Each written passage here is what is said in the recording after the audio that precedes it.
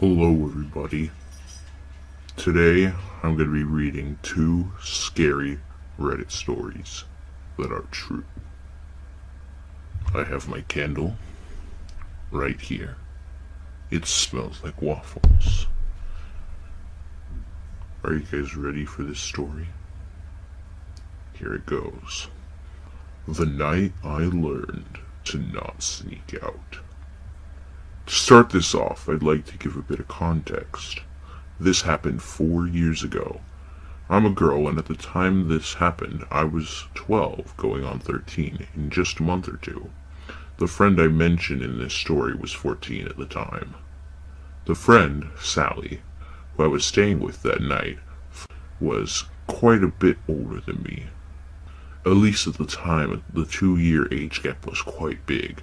At 12 to 13 years old, I was about to start my second year of middle school, whereas Sally would have been about to begin her sophomore year of high school. I met her in the beginning of my first year at a new school. She was older than the other kids in our grade, and was considered one of the popular kids. And I think that was what drew me to her at first. We became fast friends, and before we knew it, we're spending every single weekend together. Seriously, every single weekend. Nothing seemed to be out of the ordinary. It was your typical Friday night. We carpooled to her family's apartment after school.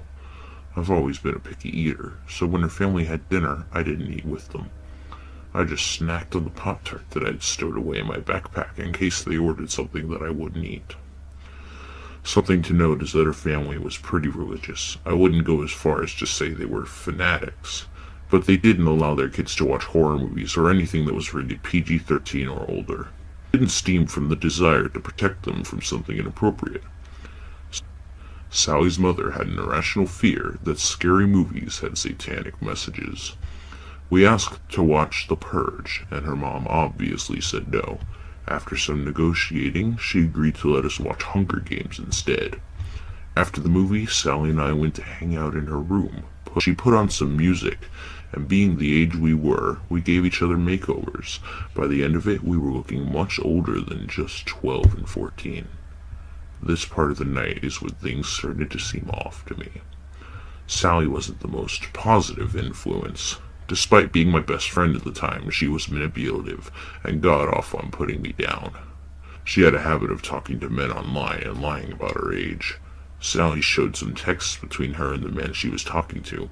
I can't give you an exact recount of them, but they consisted of him trying to convince her to meet up with him, and just the usual things you'd expect from a creep online. According to him, he was 19, tall, and blonde, with soulful eyes. Once I saw the text, I asked if she had a picture of him. Something didn't sit right with me after seeing the messages. She showed me what he looked like, and he was very clearly not 19. This man was at least 40 and looked like he lived in his mother's basement. Then we got a call from him. Sally answered without hesitation, and when I heard the voice on the other end of the call, I felt like I was going to be sick. "You are so pretty. Why don't you come meet me?" he asked. Sally said that she couldn't because she was spending the night with a friend. The mention of that sparked his interest, and then he proceeded to try and ask us both to meet him. Sally, lacking any common sense, said yes. Thus began her plan for us to sneak out and walk 15 blocks to meet him in a deserted McDonald's parking lot. I didn't want to go. I was raised on stories of what happens to teen girls who meet random men from the internet in person. But after adamant pleading from Sally that she didn't feel safe going by herself, I agreed. We took our phones with us for the walk. I had a kitchen knife stuffed in my bra in case something were to happen and I needed to defend myself. The route we had to take to get there didn't have very many street lamps, and there weren't any houses. We were surrounded by trees on both sides of us. When we got to the parking lot, the only car parked nearby was a black beat-up 2000 Toyota Corolla. The car was still running when we got there, and from what we could tell, there was more than one person inside. The man from the picture got out on the front passenger seat and left the door open behind him before approaching us. I turned my flash on so I could see, and he was obviously on something. I can't tell you what kind of drug it was for the life of me, but his eyes were so wide they looked like they were about to pop out of his head. He was jittery and kept twitching. I became very conscious of how big he was, maybe 6'2", around 280 pounds. For reference, my friend and I did not look our ages, even without makeup. I'm about 5'2". My friend was pretty tall, around 5'6", 5'7". We were both significantly smaller than him. The man reached out for us and caught my friend by the arm. I went to get my knife as quickly as I could, and that's when I saw his friends getting out of the car. He invited us back to his car and offered us booze and drugs, but after seeing my knife and that I was ready to call the police, he released my friend. I took Sally's arm and ran faster than I ever had in my entire life. We took the long way home to avoid them finding out where she lived, in case they were following us. Once we got there, the family was still sound asleep. We locked all the doors, closed the blinds, and blocked him on everything. There wouldn't be any sleeping that night. We were constantly peeking out the window, and to our dismay, that same Toyota was circling around her apartment building, not once, not twice, but 3 times. I never mentioned any of this to my parents out of fear of getting grounded or in trouble. I'm 16 now, and they still have no clue. I still get nervous when I see a car similar to the one from that night. As for Sally, her parents never found out either. We agreed to never speak about it again. Thankfully, she moved into a new house just a few weeks after that happened. Safe to say, Sally and I haven't spoken 3 years. She was pissed at me for ruining her night, and our friendship didn't last long after that. We had a pretty bad falling out, but looking back on it now, it was definitely for the better. So, to Sally, thank you for teaching me a very valuable lesson and making me realize that some people are best just left alone. And to the man and his friends who tried to prey upon 2 girls, let's not ever meet again.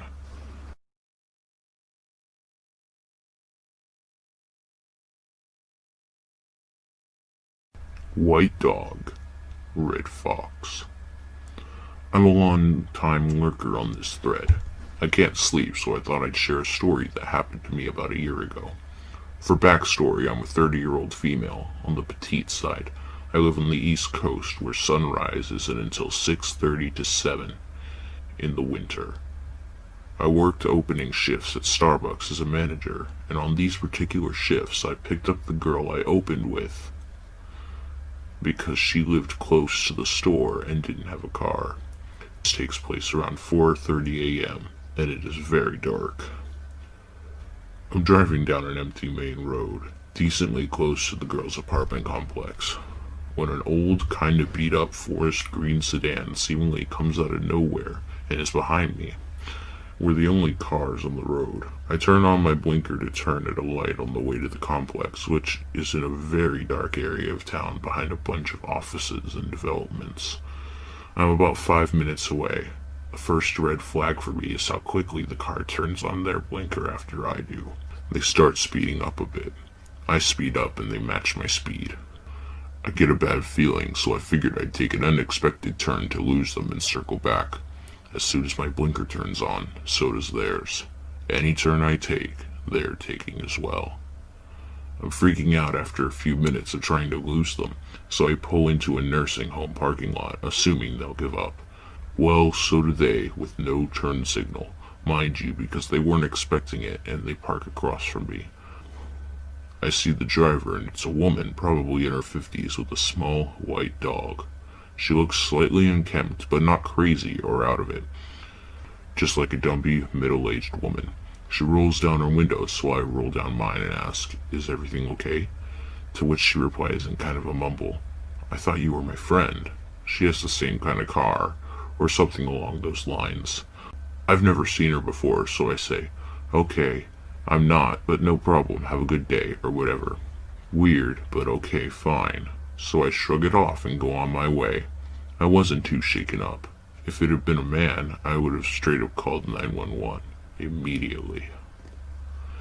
As I leave the parking lot, the woman has started following me again. I'm close to the girls' complex on some very dark roads and I'm freaking out. I figure she's obviously not quite right, and she wouldn't pull into a big apartment complex's parking lot. Well, I was wrong. I'm at a stop sign right before the entrance, a crazy lady behind me and all, when I notice a red fox scurry by. This is only important because I strongly believe in signs from the universe, so it was a weird coincidence I see my favorite animal in this moment of terror. I pull into the complex parking lot, and Crazy Lady parks next to me. We're just sitting there for a moment, neither of us looking at each other. I lock my doors and roll down my passenger side window halfway, finger on the button in case stuff gets weird. She rolls down her driver's window and I ask straightforwardly, "Why are you following me?" She then replies, "I'm following you," and then repeats what she said to me at the last parking lot, that she thought I was her friend. It was very strange, almost scripted. Now I'm feeling very uneasy, because it is extremely obvious she had been, and I know it's smart to mention I'm meeting someone. So I say, "Well, I'm clearly not, and I'm here to pick up a friend, so I'm not sure what to tell you." I roll up my windows and she watches me take out my phone and call my employee, to whom I say, "Come down this second," as she leaves immediately once I'm on the phone. My employee rushes down and I explain what happened, and we both agree it's creepy as hell. As we pull out of the complex entrance, the red fox runs in front of my car, causing me to slam on my brakes. The fox stops and runs off into some woods on the side of the road. I have never forgotten this morning ever, so Crazy Lady with the little white dog, let's not meet again. I hope you guys enjoyed these scary stories. I have to turn this candle off soon, and it's been burning my eyes the entire time. I'll play a blooper reel of all the times that I was complaining about this candle. We were constantly peeking out the window, and to our dismay, that same Toyota was circling around her apartment building. Not once, not twice, but 3 times. This candle is making me cry. Ah!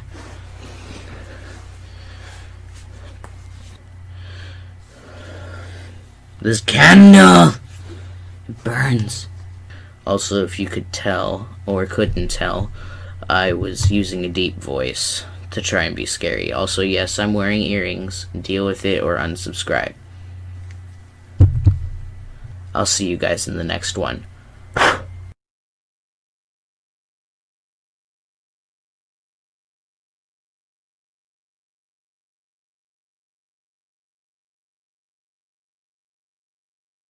I'm driving down an empty road, decently close to the girls' apartment complex, as